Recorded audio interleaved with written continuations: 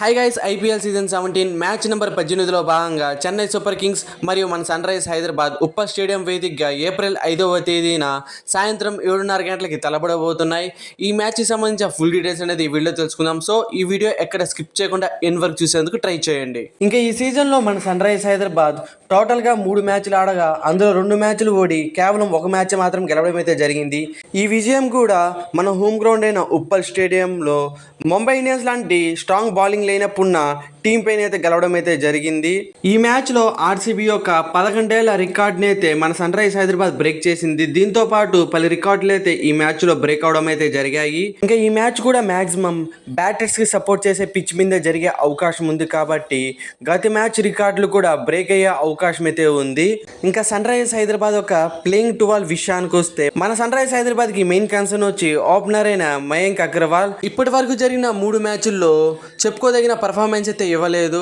దీని కారణంగా రిమైనింగ్ ప్లేయర్స్కి అయితే ప్రెజర్ అవడం అయితే జరుగుతుంది. సో ఈ మ్యాచ్కి మయాంక్ అగర్వాల్ని పక్కన పెట్టి అతని స్థానంలో అనుమల్ ప్రీత్ సింగ్ లేదా నితీష్ రెడ్డిని ప్లేయింగ్ 12లోకి తీసుకురావడం వల్ల మన సన్ రైజ్ హైదరాబాద్కి అయితే ప్లస్ పాయింట్ అయ్యే అవకాశం ఉంది. నితీష్ రెడ్డిని ప్లేయింగ్ 12లోకి తీసుకోవడం వల్ల ఎక్స్ట్రా బౌలింగ్ ఆప్షన్తో పాటు అతను ప్రజెంట్ మంచి ఫామ్లో ఉన్నాడు కాబట్టి మన సన్ రైజ్ హైదరాబాద్కి కొంచెం ఇంపాక్ట్ కలిగే అవకాశం ఉంది. అలాగే చెన్నై సూపర్ కింగ్స్ ఒక ఓపెనర్స్ అయిన రుతురాజ్ గైక్వాడ్ మరియు రచి రవీంద్ర లెఫ్ట్ హ్యాండ్ ఫాస్ట్ బౌలర్స్కి కొంచెం స్ట్రగుల్ అవుతున్నారు కాబట్టి ఈ మ్యాచ్కి ఇంపాక్ట్ ప్లేయర్గా వాషింగ్టన్ సుందర్ని పక్కన పెట్టి టీ నటరాజన్ని తిరిగి ప్లేయింగ్ 12లోకి తీసుకొచ్చే అవకాశం ఉంది. ఎలాగో ప్లేయింగ్ 11లో జైదేవ్ ఉనాద్కట్ లాంటి లెఫ్ట్ హ్యాండ్ ఫేస్ బౌలర్ ఉన్నారు కాబట్టి ఇద్దరు లెఫ్ట్ హ్యాండ్ ఫేస్ బౌలర్స్తో మన సన్ రైజ్ హైదరాబాద్ ఒక ఫాస్ట్ బౌలింగ్ డిపార్ట్మెంట్ అయితే స్ట్రాంగ్ అవుతుంది. అలాగే మన సన్ రైజ్ హైదరాబాద్ మెయిన్గా బ్యాటింగ్లో ట్రావిస్ హెడ్, అభిషేక్ శర్మ మరియు హెన్రీచ్ క్లాసన్ బ్యాటింగ్ మీదే డిపెండ్ అయి ఉంది. దీని కారణంగానే మనం గత మ్యాచ్లో ఓడిపోవడం అయితే జరిగింది.